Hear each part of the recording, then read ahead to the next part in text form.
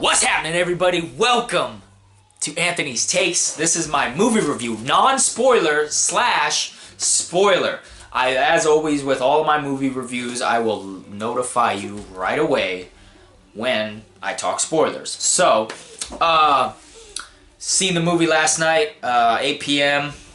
Thursday night. Santino, my nephew, his boyfriend, and my, I guess he's my nephew, yeah, and my other nephew, Ray. So, holy shit. Okay, so, non-spoiler, one hell of a movie. I mean, going into it, I heard rumblings, I heard the talk, I heard rumors that, like, hey, people are going to be reconstructing the order of which, what movies from best to worst they rank as the best Star Wars movies. So that got me pretty excited, you know, going into it. And I would have to agree. I wholeheartedly think this is very close, if not better than Empire Strikes Back. The story, I mean, like, The Force Awakens was great, but it got a lot of shit thrown on it for being an exact copy of A New Hope. So, you know, there were some similarities that J.J. Abrams borrowed, you know, some themes and the way some of the scenes acted out. And then going into this, in the back of my head, I was telling myself, is this going to be a ripoff of Empire Strikes Back? Are they going to, you know... But no, I did not get a hint of a recycled script from Empire Strikes Back or Return of the Jedi. I mean, someone correct me if I'm wrong, but I didn't see that. And of course, I'm going to have to see this again in the theater. I need a second viewing, definitely. I'm not sure when it will be, though, but... it definitely deserves a second viewing in the theater. There was a lot of things that I talked about with the people I went with, and they were, oh, did you see this? And I was like, wait, what? Really? I didn't catch that. There's a couple of little things that I didn't catch, and might have flashed. And now that I know about it, I'll go look for those things. You know, a couple things. And there were some people that I was talking to in the elevator about it. You know, on the way to my car. You know, and yeah, the cast was great. The new additions, Benicio del Toro's character was great. Laura Dern, at first I couldn't stand her, but the way she, yeah, did what she did, I respected her for it. It was going down a certain path.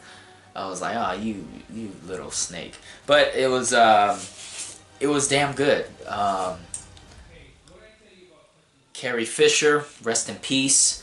One hell of a performance. Like, this being her, I mean, it's definitely her final. I'm not sure what they're gonna do for episode 9. You know,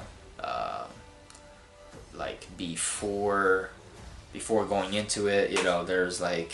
You know, they showed in the trailer. They showed in the trailer, so I'm not talking about a spoiler, but they showed in the trailer where it looks like Kylo is on the edge of making a decision he might regret, killing his own mother, pulling the trigger on, you know, to shoot at the bay where she was on that ship.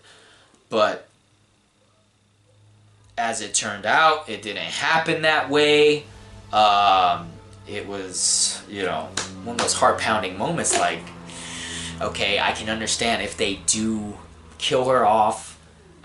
It's understandable. I mean, she did pass in real life. I mean, but definitely a great movie. I'm going to have to edit that out. But definitely, from start to finish, it was, you know, just action-packed. There were, you know, someone did comment on one of my friend Miguel did comment, you know, because I did post a Facebook post about it, and he was just saying some scenes could have been deleted that was unnecessary, and you know, I was trying to figure out, okay, what scenes were you talking about? So I'll talk about that in the spoiler section of this video. But I would have to give this movie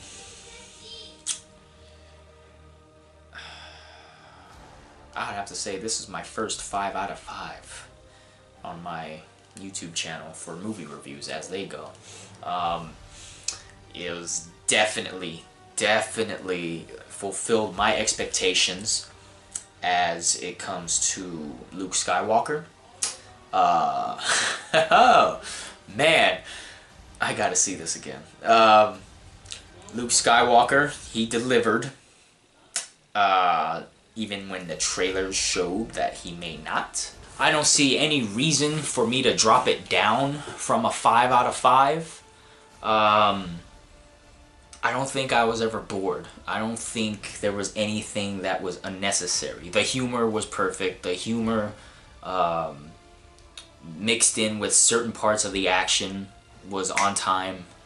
Nothing was ever too corny. Nothing stood out as, you know, anything that didn't fit, you know what I mean? Like, it was definitely, the dialogue was great. A couple of new characters, I can't remember her name right now. Her name was Rose. Very simple. I don't know why I could forget that. But Rose, played by Kelly Marie Tran. She did a good job. Her character was definitely going through a lot when we first meet her and when she comes on screen. Definitely from the very first scene and throughout the movie, there's a lot of new vehicles, a lot of new ships, aircraft, and you know, the things that they do were just amazing. From both the Rebellion and the First Order. Like, I can't wait to talk spoilers, but anyway, like, just go see the movie for yourself. Definitely recommend it. I recommend second viewings, third viewings, fourth viewings. Shit, I can't wait to see it again in the theater. And I can't. Someone asked me if I saw The Force Awakens twice in the theater, and I honestly cannot remember. Because recently with, I used to, when I was a lot younger, I used to always see movies twice in the theater, you know, just because if it was a good movie that I liked.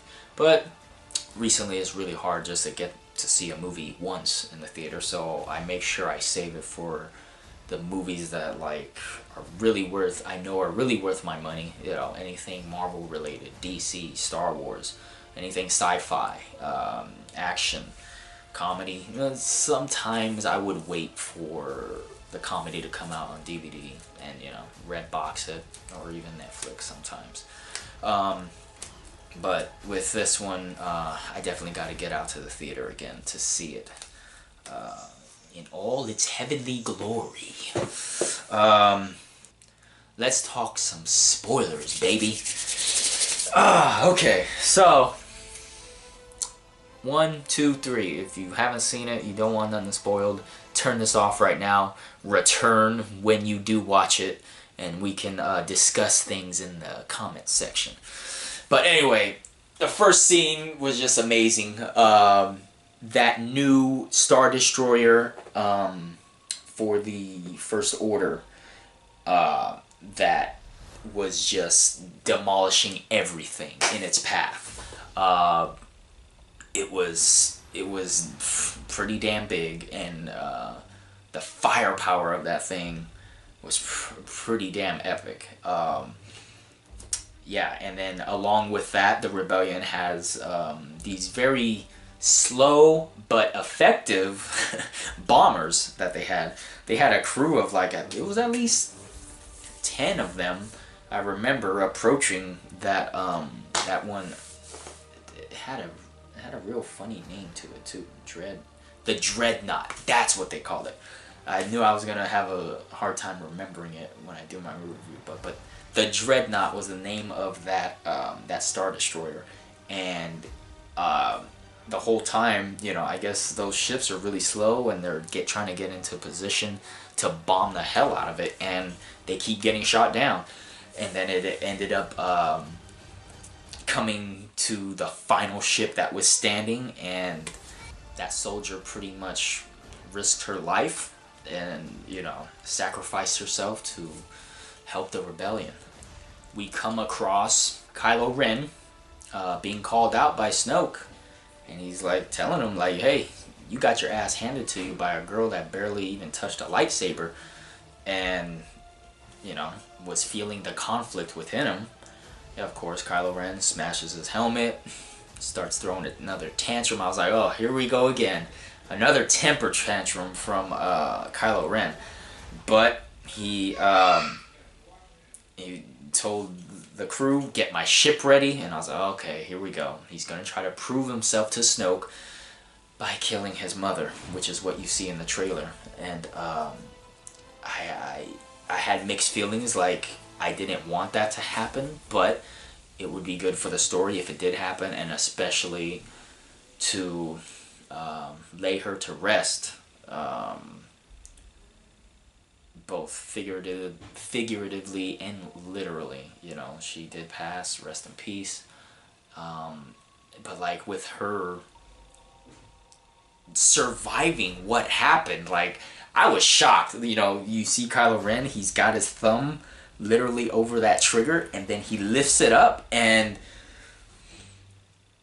like, who gave those two TIE fighters the fucking order to go ahead and shoot?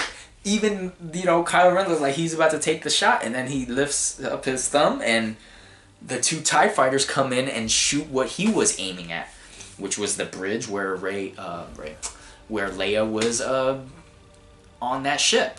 And man, what kind of badass is Leia for her to survive that and pretty much use the Force, pull herself.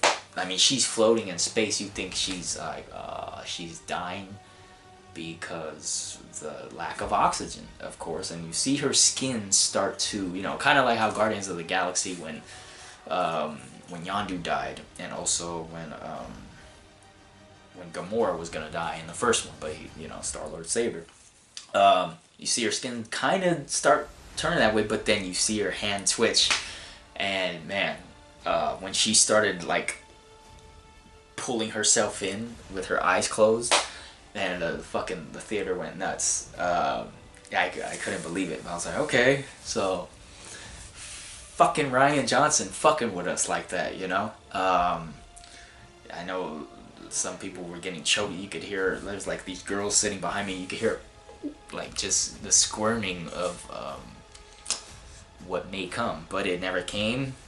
After her survival, she definitely was like, she was in quite a lot of scenes. She was a main character in this movie. She was definitely put to good use. So, but with her surviving, you know, this movie, it makes me wonder what the hell are they gonna do for episode 9. I mean, you can't just start the movie and just reference her and say that she passed away in a battle, or, you know, like, are they gonna computer generate her for some scenes and then kill her off in episode 9 and kill her that way?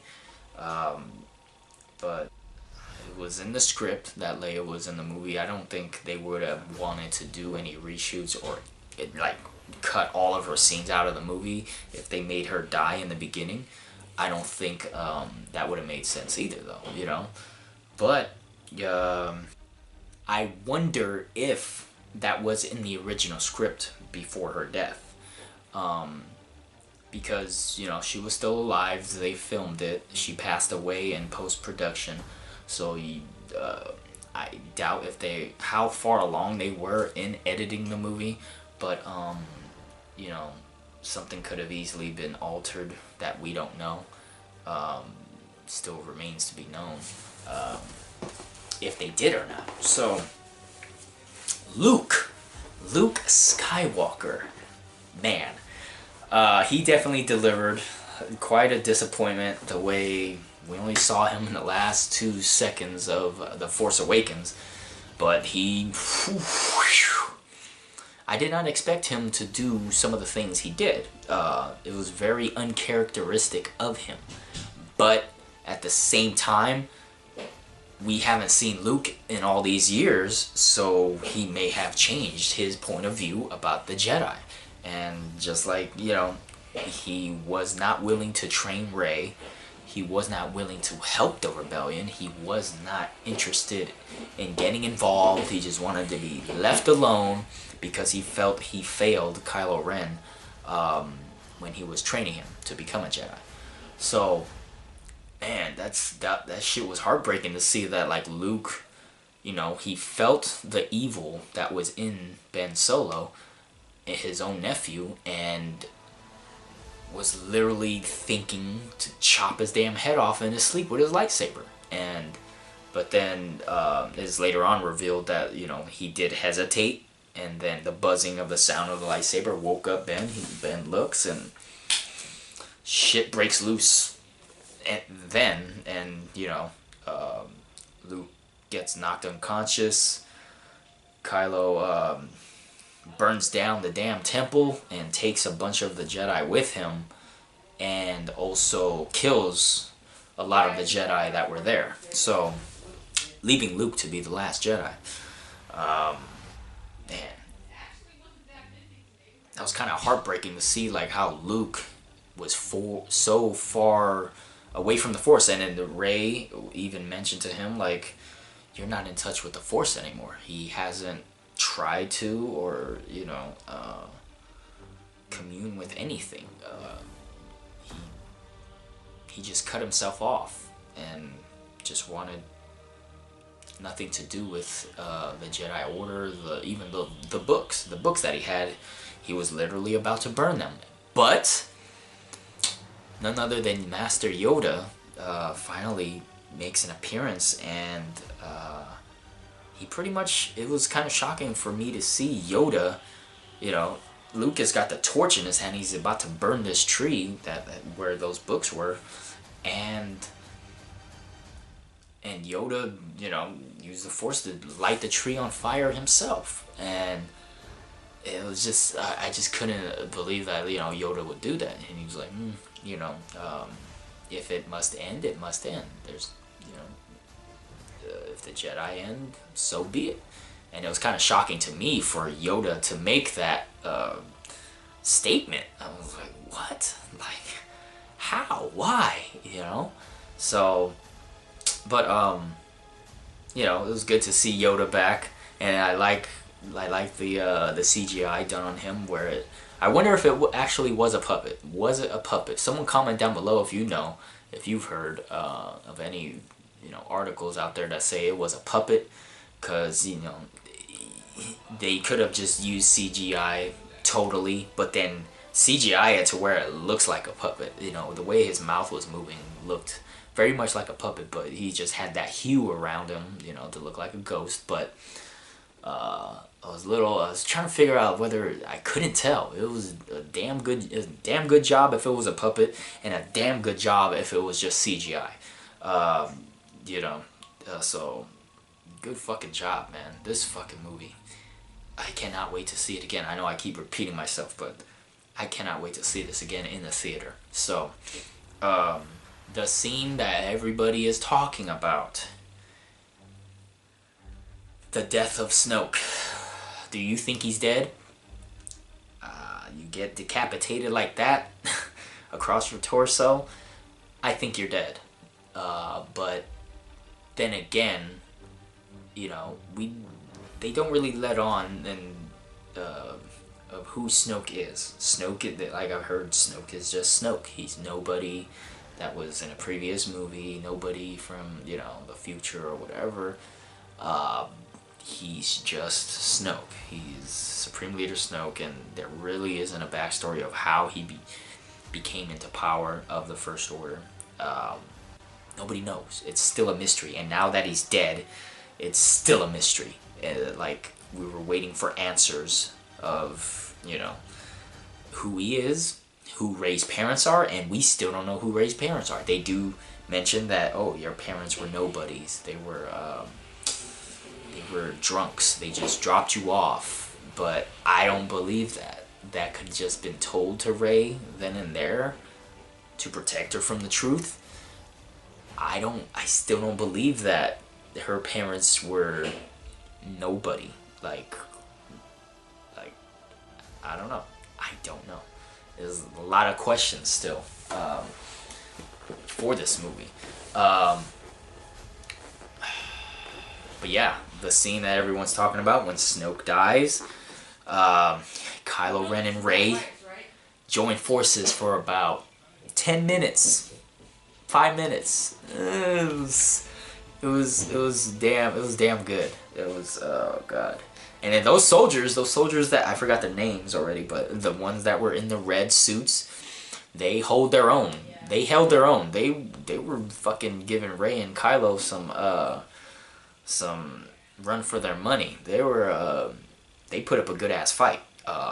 You would expect that they were just, you know, some random ass security guards for Snoke, but shit, the swords that they had, and you know, one of them was choking out Kylo Ren at one moment, and you know, they struggled. It wasn't just over like that. It was a struggle to kill those guards. There was about, what, 5 of them? 5 or 6, I think. Yeah, that was a good confrontation. And that one moment where you see it in slow motion, where they're just back to back with both of their sabers, just getting ready for the rush. They're all closing in on them like in a circle. Man, that's when I started to clap. I started to clap right there. That was just amazing. Oh god. And then as soon as he reveals that, okay, Snoke is dead, Rey just doesn't. My nephew Rob said this, that he recited the exact same lines that Anakin said to Padme in Revenge of the Sith. Join me and we can rule the galaxy, you know, together. He literally quoted Anakin, and that was awkward. That was fucking weird. So, and Rey, of course, naturally denies it. Doesn't want to. Doesn't feel the need to do so. You know, and so that's when, you know, Ren is going after her because he was turned down, but he still. I don't think he was still trying to kill her at all, but he still wanted a chance to convince her, you know, to come to the dark side and, you know, start over. Let the rebels die. Let the First Order die. Start over. And, you know, it was something that she didn't even feel tempted by at first. Well, no, throughout the movie, she was, I don't think she was conflicted at all with her decision to say no. And then moving on, I'm just off the top of my head, I'm trying to remember. Those walkers were badass, those new walkers. The assault walkers that were on that last planet that was like covered in salt, and how you know, the footprints were red. It was kind of weird. It was kind of cool. I liked how the ships, whenever they flew, they needed to have that little stem that sticks in the ground, and it blew up all the red dirt, you know, of that planet. That was pretty sick. And of course, finally Luke gets his head out of his ass, and he fucking throws down, and he throws down as a ghost. Unbelievable that he was able to project himself, and I knew something was off. Like, I don't think, okay, before coming and helping the rebellion, you cut your hair and you dyed your goatee back to brown, other than black and white of what it was, you know. You cut your hair, like, how what the hell? Okay, so you had time to do that and then come and help. What the fuck? So, and I told this to my nephews and everything, and like, when Ren was fighting him, and then he charges at him, and you think Luke is just gonna pull a Obi-Wan Kenobi and let himself get killed, and you see him swipe his blade through him and nothing happens, and then he comes back to him and he pokes at Luke and it goes straight to him, and I'm like, the thought, I had a Sixth Sense moment, and I was like, was Luke fucking dead the whole time? The whole movie, like with Rey and everything, because like he was like conversating with Leia and gave Leia that little necklace right before he went out to talk to Ren, or to confront all those fucking walkers, and all the walkers start firing on him all at once, and he not as yeah, savage where he just dusted off his fucking shoulder. That was fucking crazy. Just dusted his shoulder off once, like nothing phased him. Yeah, so like, yeah, that when he pokes him, like, dude, was Luke fucking dead the whole time? And then all of a sudden it's, he just disappears, and you see and then you see Luke, like hovering over that rock that was where he usually meditates, and he was meditating and fucking. It reminded me a lot of Iron Man 3. Iron Man 3, when Tony Stark, he had his suit like upstairs in the house, but he was actually still downstairs, like working on his damn suits or something. But like, she was trying to make him open up the mask for her to give him a kiss, but he wasn't even in that suit. It reminded me of that. Like he fucking projected himself, and sad to say that he used the last of his power, or the last of his life force, to do that, and basically just to stall the First Order from breaking in to that base and allow them to escape. And Rey, using the Force to move rocks, like she said earlier, moving rocks and opening up another exit for all the rebels that were hiding in that base. And yeah, he's definitely sacrificed himself in the right way, the right time. And like to say, he's one with the Force now. He's gone. So we won't be seeing Luke in Episode 9. Or maybe we will see him as a Force ghost, continuing to train Rey. But then again, like, we are still left with the notion that Ren, he didn't get to kill Luke the way he wanted to. And I don't at the end of this movie, Ren doesn't know that Luke is dead. When Rey and Luke parted ways, when they were not seeing eye to eye, because Rey found out that Luke was trying to kill Ren, but in order to save, lives, he was just trying to kill the evil that was inside of Ben Solo, and he failed at doing it, and then let him get away. But Snoke had already seduced him to the dark side. So, man, the way it ended was, pretty damn spectacular. I couldn't see anything wrong with it. My friend Miguel, he did comment. One of the scenes, for example, that he didn't like was when they are on the ship, and when Phasma is fighting Finn, you see a AT-AT start shooting at stormtroopers and shit, and you're like, oh, who the fuck is in there? And then the top gets blown off, and then you see a BB-8. Like, so he said he had an issue with that. So Miguel, if you're watching this, comment down below on the video. Elaborate on what you said on my Facebook post. Go ahead, man. But yeah, it's... I may be a homer, but like, I can't find any gripes with this, you know. And, you know, I never really found any gripes with Force Awakens, but then again, I do understand where those people were coming from, where they were saying it was just a copy of A New Hope, and it was just recycled storylines, basically, with just new characters, and just the same scenarios, though. And I understood that, but, you know, hey, we got a Star Wars movie. I'm happy. Fuck it, you know. If it's the same as before, why not?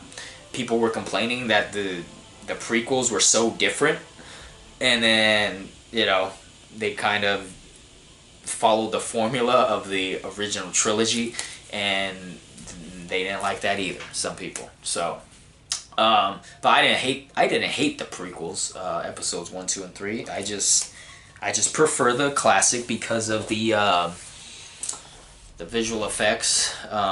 Some of the visual effects in the prequels were just a little too much. Even though I remember I was watching a video of it was comparing side by side all of the visual effects that were in the original trilogy back in the day and the prequels, and it was just the same almost. There was about just as much green screen in the original trilogy than there was in the prequels.